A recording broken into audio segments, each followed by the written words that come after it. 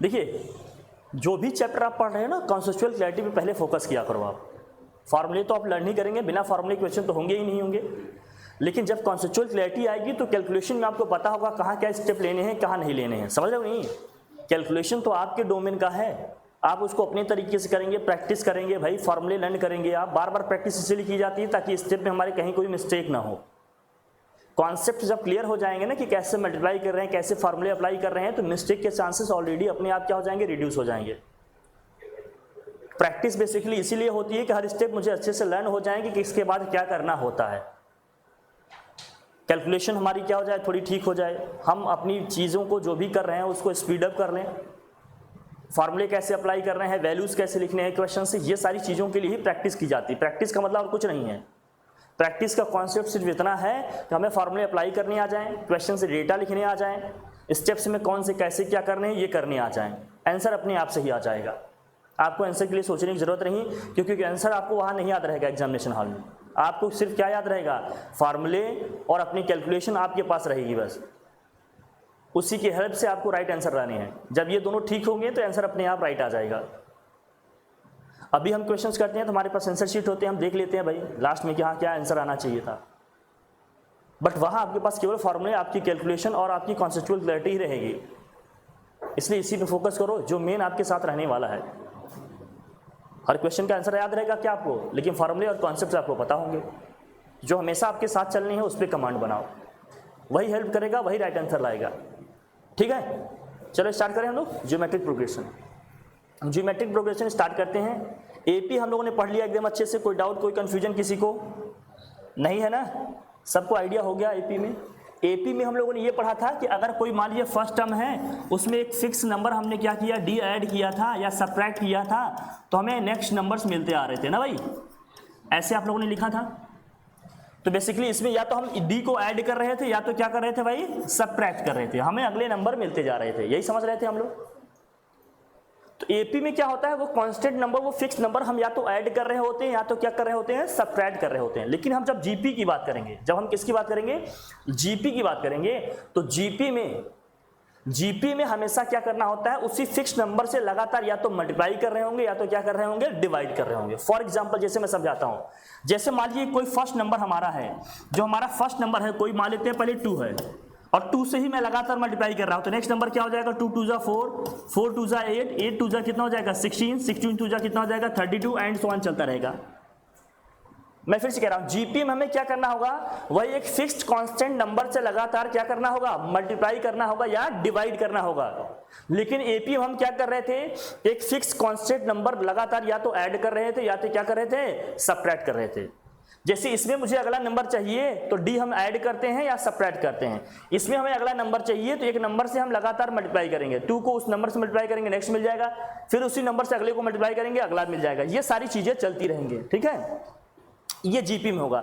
लेकिन जरूरी नहीं हमेशा मल्टीप्लाई ही करें, कभी डिवाइड भी किया जा सकता है। जैसे मान लो पहला नंबर 2 होता, फर्स्ट नंबर अपना क्या है भाई 2 है, हमने क्या किया, इसको 2 से डिवाइड किया, पहले फिर नेक्स्ट नंबर क्या आ जाएगा 1, फिर 2 से डिवाइड करेंगे इतना आ जाएगा 1/2, फिर 2 से डिवाइड करेंगे इतना आ जाएगा 1/4, फिर 2 से डिवाइड करेंगे क्या आएगा 1/8, फिर क्या होगा एंड सो ऑन से चलता रहेगा।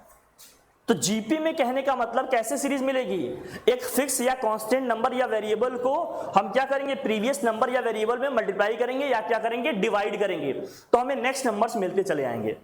एपी में क्या हो रहा था, या तो हम क्या करते थे, एक फिक्स कांस्टेंट नंबर को ऐड कर रहे थे या तो क्या कर रहे थे, सबट्रैक्ट, तो हमें अगले नंबर मिलते आ रहे थे। दोनों में डिफरेंस कर पा रहे हो? एपी और जीपी साथ में क्यों दिए गए, रीजन यही है क्योंकि एपी में वो नंबर हम क्या करते हैं, फिक्स नंबर या तो ऐड कर रहे हैं या सबट्रैक्ट कर रहे हैं, जीपी में क्या कर रहे होते हैं भाई, मल्टीप्लाई कर रहे हैं या क्या कर रहे होते हैं, डिवाइड कर रहे होते हैं। एपी में जो डी होता है उसको हम लोग बोलते हैं कॉमन डिफरेंस, जीपी में जो होता है वो नंबर उसको बोलते हैं कॉमन रेशियो। कॉमन रेशियो क्यों बोलते हैं, कॉमन रेशियो इसलिए इसको बोलते हैं क्योंकि जब भी इन दो नंबर्स को हम डिवाइड करेंगे, सपोज करो अगर मैंने इनकी बात की, 4 को अगर मैं 2 से डिवाइड करूं कितना आ जाएगा भाई 2, जब मैं इन दोनों नंबर की बात करूंगा, 8 को मैं 4 से डिवाइड करूंगा तो क्या आ जाएगा 2, किसी भी दो नंबर का रेशियो क्या आएगा, सेम आएगा, दो कॉन्सिक्यूटिव नंबर का रेशियो क्या आएगा, सेम आएगा, इसलिए इसको बोलते हैं कॉमन रेशियो। उस केस में क्या था, दो नंबर का डिफरेंस सेम आता था, दो कॉन्सिक्यूटिव नंबर्स का या टर्म्स के डिफरेंस क्या आते थे, सेम आते थे, इसलिए उसको बोलते थे कॉमन डिफरेंस। इस केस में चूंकि नंबर अगले कैसे मिल रहे हैं, या तो हम मल्टीप्लाई कर रहे हैं या क्या कर रहे हैं, डिवाइड कर रहे हैं, इसलिए रेशियो सेम आएगा, क्योंकि एक फिक्स नंबर से लगातार हम मल्टीप्लाई कर रहे हैं या क्या कर रहे हैं, डिवाइड कर रहे हैं, इसलिए उसको क्या बोला जाएगा, कॉमन रेशियो बोला जाएगा। उसको क्या बोला जाएगा, कॉमन रेशियो बोला जाएगा। आजा बेटा Vinod.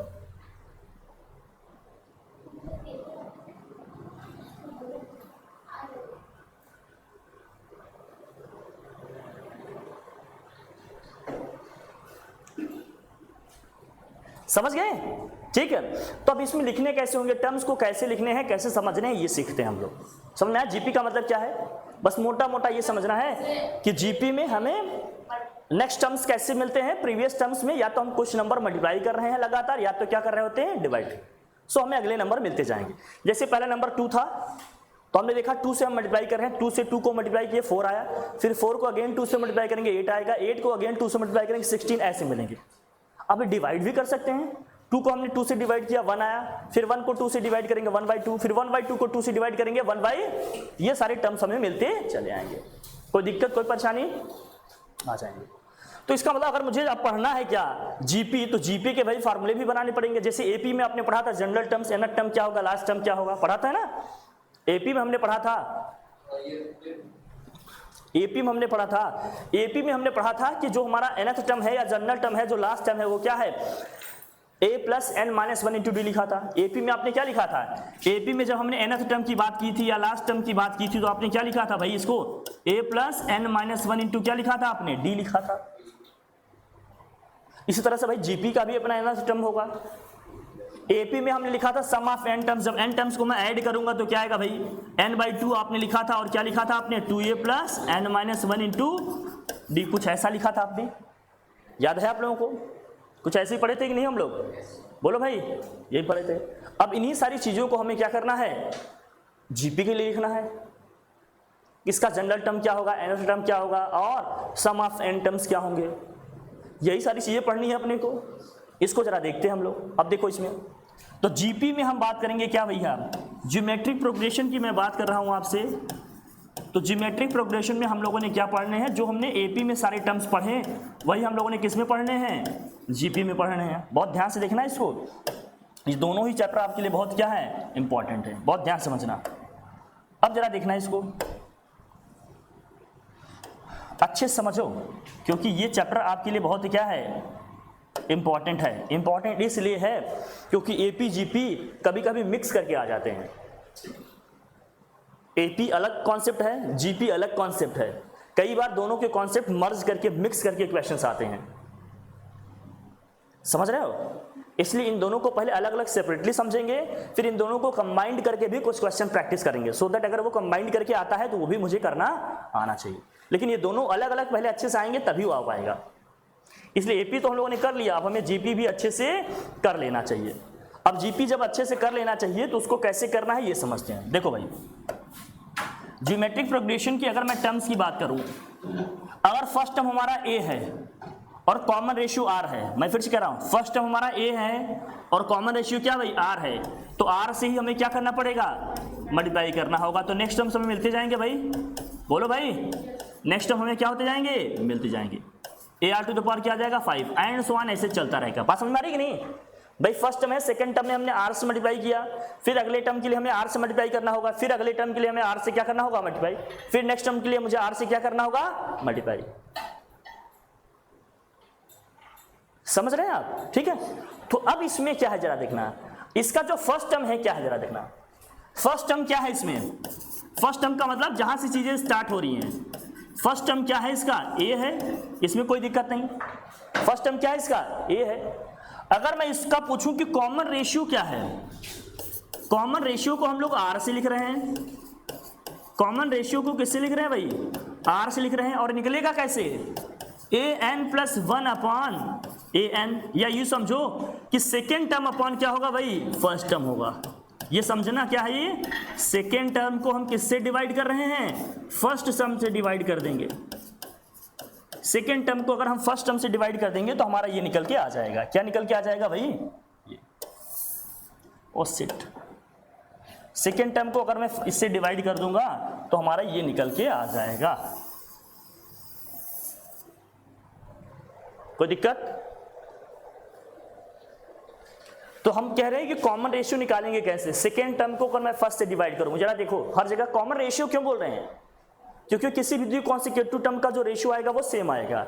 A R upon are करूंगा, क्या बचेगा? आर। ए आर को ए से डिवाइड करूंगा, क्या आएगा? आर।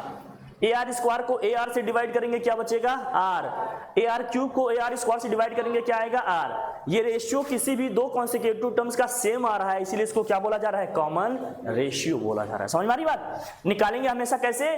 सेकेंड टर्म को फर्स्ट टर्म से क्या करना है? डिवाइड। बहुत ध्यान समझना है, सेकेंड टर्म को हमेशा क्या करना है? फर्स्ट टर्म से क्या करना है? डिवाइड। तो क्या आ जाएगा हमारा? कॉमन रेशियो, जिसको हम किससे डिनोट करेंगे?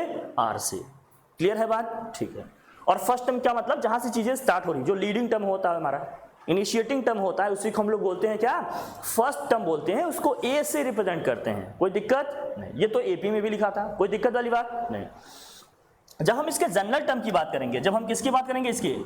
जब हम इसके जनरल टर्म की बात करेंगे, बहुत ध्यान से देख लेना, जब मैं इसके जनरल टर्म की बात करूंगा, इसके जनरल टर्म की बात करूं, या मैं कह दूं इसके लास्ट टर्म की बात कर रहा हूं, या मैं कहूं इसकी nth टर्म की बात कर रहा हूं, an लिखूंगा या तो क्या लिखूंगा? tn लिखूंगा, या इस तरह का स्मॉल tn लिखेंगे। जो भी सिंबल यूज करो, सिंबल का कोई खास यहां पर इफेक्ट नहीं पड़ेगा। ar⁻n-1 ये कैसे आ गया, ये समझाते हैं आपको। ये चीज कैसे आ गया ये आपको समझाते हैं। ये लिखो पहले, ये चीज कैसे आ गया समझाते हैं, जरा देखना, बहुत ध्यान समझना कि ये कैसे आ रहा है, इसका क्या मतलब है। बहुत ध्यान से समझना ये कैसे आ रहा है, क्यों आ रहा है, इसका मतलब समझना। इतना समझ में आ गया? नोट कर लो आप। चलो, तो हमने nth टर्म देख लिया, कॉमन रेशियो देख लिया, क्या है कैसे है। अब ये nth टर्म आ कैसे गया, जरा देखना, ध्यान समझना बच्चा देख यहाँ, हीरो देखो यहाँ, बच्चे लोग देखो, जब ये फर्स्ट टर्म है और ये सेकेंड टर्म है, ये कौन सा टर्म है भाई? थर्ड टर्म है। ये फोर्थ टर्म है, ये कौन सा टर्म है? फिफ्थ टर्म है। जरा देखना, जो भी नंबर ऑफ टर्म है आर की पावर उससे कम है। जब मैं फिफ्थ टर्म की बात कर रहा हूं तो आर की पावर क्या है? 4 है। जब मैं फोर्थ टर्म की बात कर रहा हूं तो आर की पावर क्या है? 3 है। जब मैं थर्ड टर्म की बात कर रहा हूं तो आर की पावर क्या है? 2 है। तो जब मैं nth टर्म की बात करूंगा तो आर की पावर क्या हो जाएगा? n से 1 कम, और n से 1 कम क्या होगा? n-1। ऐसा क्यों है? क्योंकि आर को मैं सेकेंड टर्म से डाल रहा हूं ना, सेकेंड टर्म से हम डिवाइड करते हैं, इसलिए कम आता है। इसलिए nth टर्म का फॉर्मूला क्या गया? ar⁻n-1 आ गया। बात क्लियर हो रही? कोई दिक्कत आ जाएगा? अब इसमें क्वेश्चन कैसे हो सकते हैं, जैसे देखो, जिसके इससे पूछ लिए भाई, आपको सिंपल एक ऐसे क्वेश्चन दिया है, सपोज करो एक क्वेश्चन है आपके पास, 2 है, 4 है, 6 है, 2 है, 4 है और क्या है भाई? 2 है, 4 है और क्या है? 8 है, एंड सो ऑन। मैं इसका पूछ रहा हूँ भाई किसका, आप मुझे आप ऐसा करो कि 7th टर्म बताओ, इसका 7th टर्म बताओ। ए क्या है? जहां से हमारा टर्म स्टार्ट हो रहा है, जहां से स्टार्ट हो रहा है ए क्या है इसके लिए भाई बताओ? ए की वैल्यू क्या है? 2 है, फर्स्ट टर्म हमारा। कॉमन रेशियो निकालूंगा तो कैसे निकालूंगा? सेकेंड टर्म को किससे डिवाइड कर दूंगा? फर्स्ट टर्म से। 4/2 कितना जाएगा? ये भी कितना आ गया? 2 आ गया। कौन से टर्म की बात हो रही है? 7th टर्म की बात कर रही है। इसका मतलब n की वैल्यू कितनी ले लेंगे अपन? 7। 7th टर्म की बात कर रहे हैं तो भाई n की वैल्यू क्या ले लेंगे? 7। अब 7th टर्म निकालना है मुझे, तो इसका मतलब हमें निकालना क्या है? A7 निकालना है। क्या निकालना भाई? A7। और सिंस हम जानते हैं क्या कि nth term is equal to क्या होता है? ar⁻n-1 होता है भाई। तो जब 7th टर्म की बात करेंगे तो A7 इज इक्वल टू क्या होगा? ar⁻6 हो जाएगा, क्योंकि नंबर ऑफ टर्म से 1 कम होता है r की पावर। बाकी यहाँ रखोगे भी तो 7-1 क्या आएगा? 6 ही आएगा। a की वैल्यू कितनी है जरा देखना, a है हमारा 2 और r ही कितना आया भाई? r भी आया है 2। यहाँ कितना हो जाएगा? पावर 6। क्या हो गया ये? 2 की पावर 7। और 2 की पावर 7 की वैल्यू कितनी होती है? 2 की पावर 7 की वैल्यू कितनी होती है? 120। इसका मतलब इसका 7th टर्म क्या आएगा? 128 आएगा। कोई दिक्कत? क्वेश्चन ऐसे हो सकते हैं, कोई प्रॉब्लम नहीं। एग्जांपल्स लिखते चलो तभी फॉर्मूले पे कमांड बनेगा। फार्मूले को अच्छे से अप्लाई करना सीखना बहुत जरूरी है। लिख लिया आपने, सबने लिखा, समझ में आ गया सबको? चल बढ़िया। नेक्स्ट, अब nth टर्म का कॉन्सेप्ट समझ में आ गया अपने को, ये समझ गया हमने कैसे क्या कर रहे हैं, कोई दिक्कत नहीं। फिर नेक्स्ट कॉन्सेप्ट देखो भाई, या फार्मूला कॉन्सेप्ट जो भी आप बनाना चाहते हो उसमें देखो क्या है क्या नहीं। अब एपी में भी हमने nth टर्म जनरल टर्म पढ़े थे। एपी में हमने पढ़ा था कि अगर मुझे कोई 3 टर्म मानने होंगे तो कैसे मानेंगे। हमने अर्थमेटिक मीन की बात की थी, तो हम ज्योमेट्रिक मीन की भी बात करेंगे। वहाँ हम सम ऑफ n टर्म्स की बात किए तो यहाँ भी हम सम ऑफ n टर्म्स की बात करेंगे। बस इतना ही है, एपी जीपी में आपको इतना ही पढ़ना है। जनरल टर्म मतलब nth टर्म, और क्या भाई सम ऑफ n टर्म्स, और क्या भाई ज्योमेट्रिक मीन, अर्थमेटिक मीन। और कोई 3 टर्म 4 टर्म्स मानने होंगे तो कैसे मानेंगे ये समझना है, दैट्स इट। इससे ज़्यादा कुछ पढ़ने की जरूरत नहीं। जरा देखना, अगर मुझे ये लिखना हो कि मुझे बताओ आप ज्योमेट्रिक मीन क्या है, पहले लिख लेते हैं, कुछ भी लिखो आप। ज्योमेट्रिक मीन कैसे निकालेंगे, लिखो ज्योमेट्रिक मीन। इंपॉर्टेंट कॉन्सेप्ट है, इस पे क्वेश्चन आते हैं, ध्यान रखना। ज्योमेट्रिक मीन की हम बात करेंगे। सो ज्योमेट्रिक मीन क्या होता है ये समझना, ज्योमेट्रिक मीन क्या होता है ये समझना। देखो, जब ज्योमेट्रिक मीन की बात करेंगे ना, तो ज्योमेट्रिक मीन का मतलब ये है कि मान लीजिए कोई 3 टर्म ए बी सी किसमें है, जीपी में है। ज्योमेट्रिक प्रोग्रेशन को शॉर्ट में क्या लिखते हैं, जीपी। ज्योमेट्रिक प्रोग्रेशन को किसमें लिखते हैं शॉर्ट में भैया, जीपी लिखते हैं शॉर्ट में। जैसे एपी को आपने अर्थमेटिक मीन को, अर्थमेटिक प्रोग्रेशन को आपने लिखा था एपी, वैसे ज्योमेट्रिक प्रोग्रेशन को क्या लिखेंगे, जीपी। ठीक है भाई, जीपी। अगर ए बी सी 3 टर्म आपके किसमें है भैया, जीपी में है, तो ध्यान से देखना। तो इसका मतलब बी को ए से डिवाइड करेंगे तो क्या आएगा भाई, कॉमन रेशियो ही तो आएगा। तो सी को बी से डिवाइड करूंगा तब भी क्या आएगा, कॉमन रेशियो। क्यों, कॉमन रेशियो ही आएगा कि नहीं, बोलो। ये वाले टर्म को इससे डिवाइड करेंगे तो आर आएगा, इसी तरह से इसको जब इससे डिवाइड करेंगे तब भी क्या आएगा, आर ही तो आएगा, क्योंकि आर मल्टीप्लाई करेंगे तभी तो आगे वाले टर्म आ रहे हैं। तो इसका इसके साथ रेशियो लेंगे तो आर आएगा, इसका भी इसके साथ रेशियो लेंगे तो क्या आएगा, आर ही आएगा।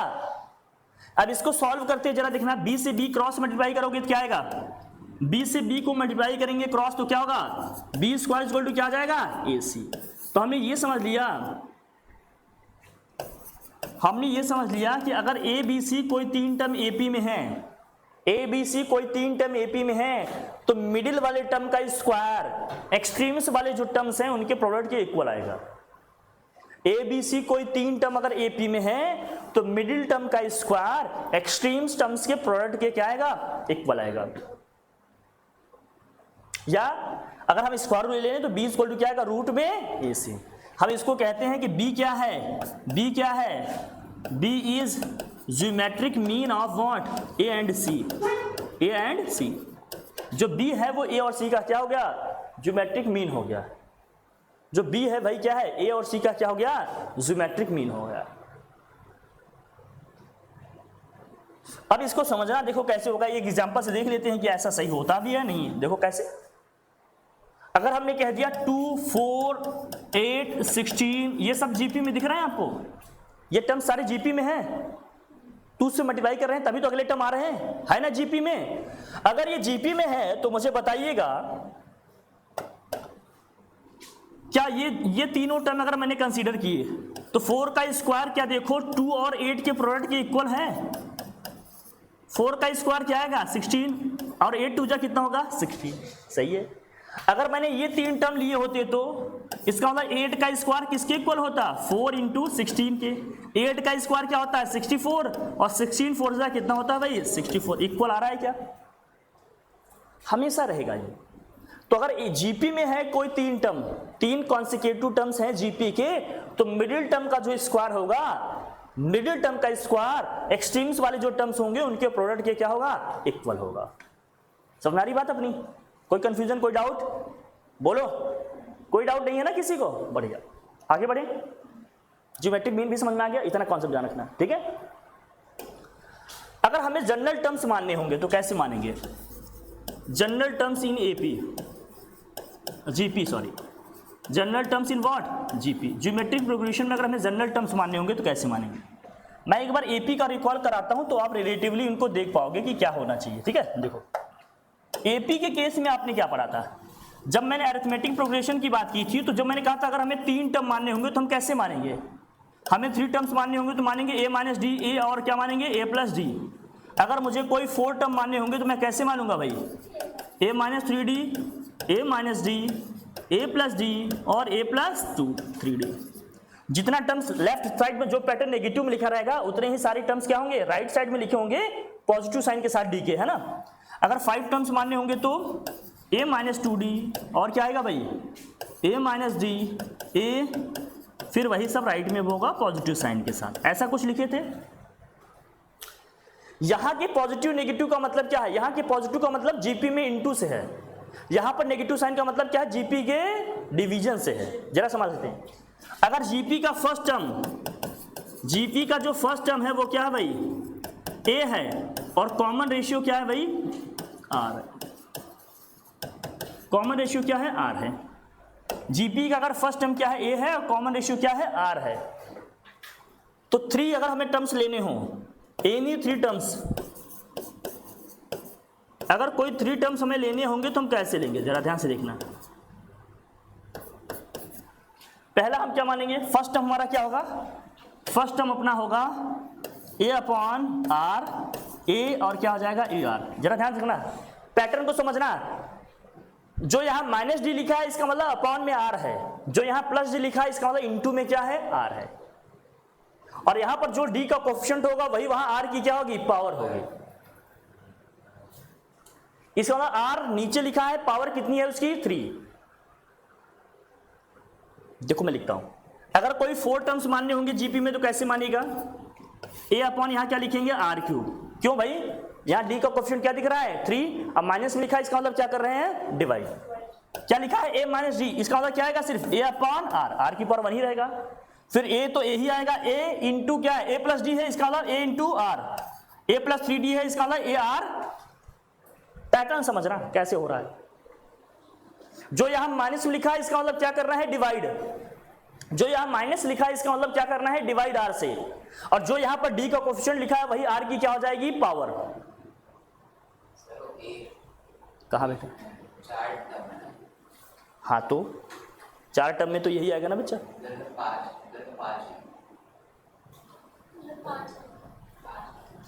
बीच में a लिखा है।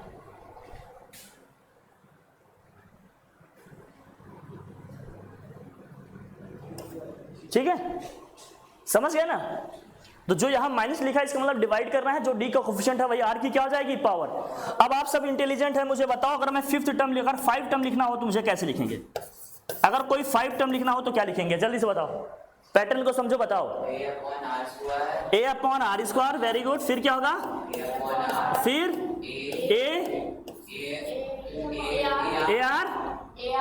a R square, that's it, यही होगा। Very good. इसका अगर एक को पता हो तो दूसरे को रिटर्न कर लेंगे, कोई दिक्कत नहीं। इसलिए इन दोनों चैप्टर्स को साथ में दिया गया है।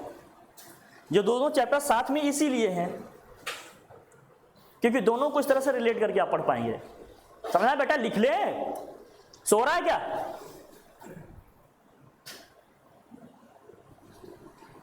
नोट भी करना है, ये इंपॉर्टेंट है। कर लो इसको।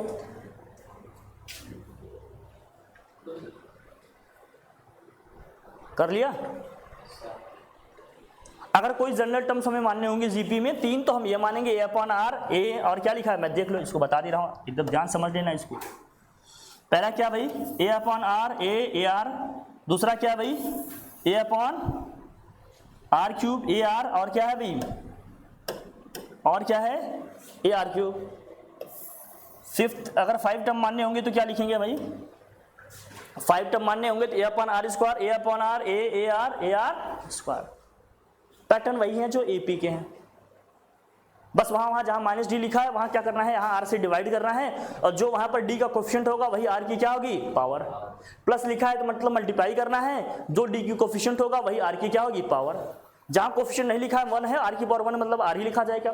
यहाँ इसका कोएफिशिएंट 3 है, इसका मतलब आर की पावर 3 है, लेकिन प्लस लिखा है तो क्या करना है? इंटू करना है। बस इतना ही समझना है। अगर इतना रिलेट कर गए तो सब आ गया। इतना रिलेट कर गए तो सब आ गया। जरा समझना, अगर हमने एपी, हमने कहा एपी का जो प्लस है जीपी में क्या करना है, इसका मतलब इनटू, और एपी में जो डी का कोफिशिएंट है वही आर की पावर में जाएगा, और एपी में जहां माइनस है जीपी में उसका मतलब क्या है, डिवाइड करना है, डिवीजन। अब जो डी का कोफिशिएंट होगा वही आर की क्या चला जाएगा, पावर में। जैसे nth टर्म को मैं बताता हूं, समझना। nth टर्म में क्या है, nth टर्म में क्या है भाई, वाह यार लिख ही गया, गजब यार, अरे बेटा टी बन गया, बस टीएसएच का टी बन गया, एकदम मजाक नहीं, आजा। टीएन इज इक्वल टू क्या होगा भाई, A plus N minus one into D हो कि नहीं। अब जरा ध्यान से लिखना, अगर मैं जीपी का nth टर्म लिख रहा हूं, ए इंटू हो जाएगा ना, एपी का प्लस का मतलब क्या है, इंटू, और यहां हो जाएगा आर, आर हो गया ना इंटू में, और जो डी का कोफिशिएंट है वही ने कहा था वही आर की क्या हो जाएगी, पावर, ये आर की पावर n माइनस वन। यही है nth टर्म की नहीं जीपी में, जीपी में nth टर्म का फार्मूला यही है कि नहीं, बताओ, आ गया सीधे। देखो अगर आपने इस तरह से रिलेट कर दिया तो किसी एक का फार्मूला याद है तो दोनों का ही आप कर लोगे। कोई प्रॉब्लम होगी, कोई डाउट होगा क्या, नहीं। ये एपी का लिखा हुआ है, ये किसका है भाई, जीपी का लिखा हुआ है, कोई टेंशन बोल भाई नहीं है, आसानी से हो जाएगा। बहुत इजी है, कुछ चीजें इसमें समझनी है, कैसे करना होता है, क्या करना होता है, बस कैलकुलेशन है, इसके बाहर और कुछ भी नहीं है, ठीक है। फिर हम लोग बात करने वाले हैं इसमें किसकी, sum of N terms. Sum of N terms, ready करो what, sum of N terms. N terms का अगर हम सम करेंगे तो क्या आएगा फार्मूला, यही थोड़ा सा देखना है आपको, और सीट यही आपको थोड़ा सा क्या करना है भाई, देखना है। तो सम ऑफ एन टर्म्स का क्या होगा भाई, S N is equal to होता है A R to the power N minus one upon क्या होगा, आर माइनस वन। कब, जब आर की वैल्यू ग्रेटर देन क्या होगी, वन। दूसरा फॉर्मेट बनता है ए वन माइनस आर की पावर एन अपॉन में क्या है, वन माइनस आर। कब, जब आर इज लेस देन क्या होगा, जब आर इज लेस देन क्या होगा, जब आर की वैल्यू वन से बड़ी होगी तो आर को पहले लिखना है, वन को बाद में लिखना है। जब आर की वैल्यू वन से छोटी होगी, आर मतलब कॉमन रेशियो, तब वन को पहले लिखना है, आर को बाद में, बस इतना ही समझना है। जब आर की वैल्यू वन से बड़ी होगी तो आर को पहले लिखना है, वन को बाद में, ऊपर भी नीचे भी। जब आर की वैल्यू वन से छोटी होगी तो वन को पहले लिखना है, आर को बाद में, ऊपर भी नीचे भी। और ये इक्वल टू में क्या हो जाएगा, एन इंटू आर या एन इंटू ए ही हो जाएगा, जब आर की वैल्यू क्या हो जाए, वन हो जाए। एक फॉर्मेट तो ये आ गया, ठीक, कोई दिक्कत। इसी का जो दूसरा फॉर्मेट बन के आता है वो क्या है, देखो, या इसी को लिख लेंगे क्या, इसी को लिख लेंगे क्या, S N is equal to L R minus A this whole upon क्या हो जाएगा, आर माइनस वन। कब, जब आर इज ग्रेटर देन क्या हो जाएगा, वन। जब हमें लास्ट टर्म पता होगा तब ए माइनस एल आर हो जाएगा अपॉन वन माइनस आर। कब, जब R is less than one होगा, और ये एन इंटू ए ही रहेगा, जब आर इज इक्वल टू क्या हो जाएगा, वन हो जाएगा। जब लास्ट टर्म दिया हो तो आप ये भी लगा सकते हो, अदरवाइज आप इसके थ्रू भी जा सकते हो, कोई टेंशन की बात नहीं। ये फार्मूले हैं, ध्यान रखना, ये सब क्या है भाई, फार्मूले हैं।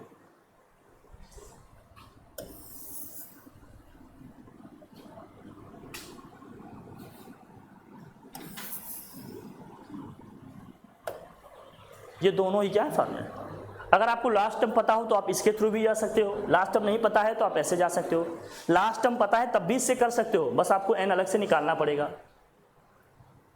अगर लास्ट टर्म पता हो तो एन नहीं निकालेंगे तब, चूंकि वहां एन की वैल्यू चाहिए। देखो एन है ना पावर में, यहाँ एन हमें दिख रहा है क्या एक्सप्रेशन में, नहीं, एन नहीं चाहिए। अगर लास्ट टर्म पता हो तो हम डायरेक्ट ऐसे चल सकते हैं, अदरवाइज एन की वैल्यू निकाल लेंगे, नंबर ऑफ टर्म की वैल्यू निकाल लेंगे, उसके बाद इसको कर लेंगे ऐसे, कोई दिक्कत। इतने कॉन्सेप्ट्स हैं, इतने फॉर्मेट हैं इसमें। अगर इतने कॉन्सेप्ट्स, इतने फॉर्मेट आप पढ़ लेते हो, अच्छे से कर लेते हो, तो आपको कहीं कोई परेशानी आने वाली नहीं है, सब कुछ बन जाएगा अच्छे से एकदम, कोई दिक्कत हो जाएगा। इतना जीपी में इतना कॉन्सेप्ट है, डेट्स इट। अब जीपी की शीट आपको ऑलरेडी दिया हुआ है, उसमें फॉर्मूले भी लिखे हैं, उसके क्वेश्चंस हैं, आप प्रैक्टिस करो, प्रीवियस क्वेश्चन कुछ एडिशनल क्वेश्चंस आपको और प्रोवाइड करेंगे, आप प्रैक्टिस कर लो, दैट्स ऑल। फिर कुछ हाइब्रिड नेचर वाले क्वेश्चंस भी करने हैं जिसमें एपी जीपी दोनों के कॉन्सेप्ट क्या रहेंगे, मस्ट रहेंगे, मिक्स करके आएंगे। समझ आ बात? ठीक है, इससे रिलेटेड किसी कुछ पूछना है अभी? जितना पढ़ा आज सब समझ में आ गया सबको? कोई डाउट, कोई कन्फ्यूजन नहीं है किसी को? ठीक है, बढ़िया। बस जितना बताते चल रहे हैं उतना करते चलो, मेरे साथ चलो, कदम से कदम मिला के चलो, सुर ताल मिला के चलो, सब कुछ आ जाएगा।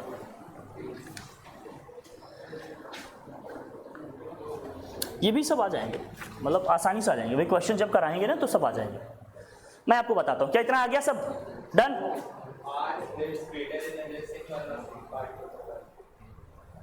हमने कहा सम ऑफ n टर्म्स का ये फॉर्मूला होगा, ये हम यूज करेंगे कब? जब r जो हमारा कॉमन रेशियो 1 से ज्यादा आएगा।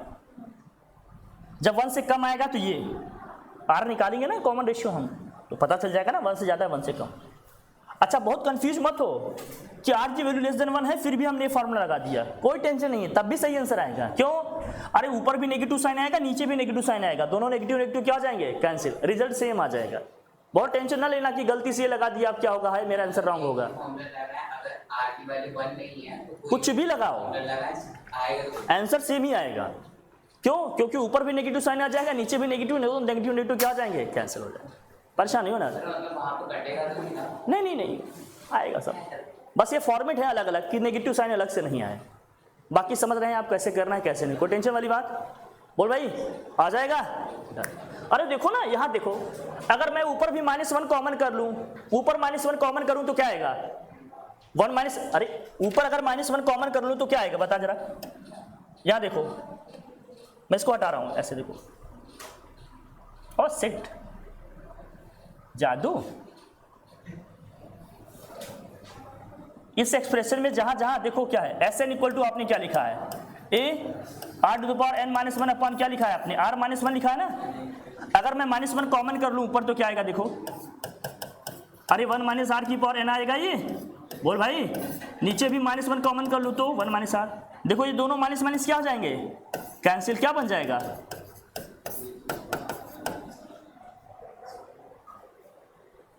कोई फर्क नहीं पड़ता, बस आएगा वो साइन कैंसिल हो जाएगा।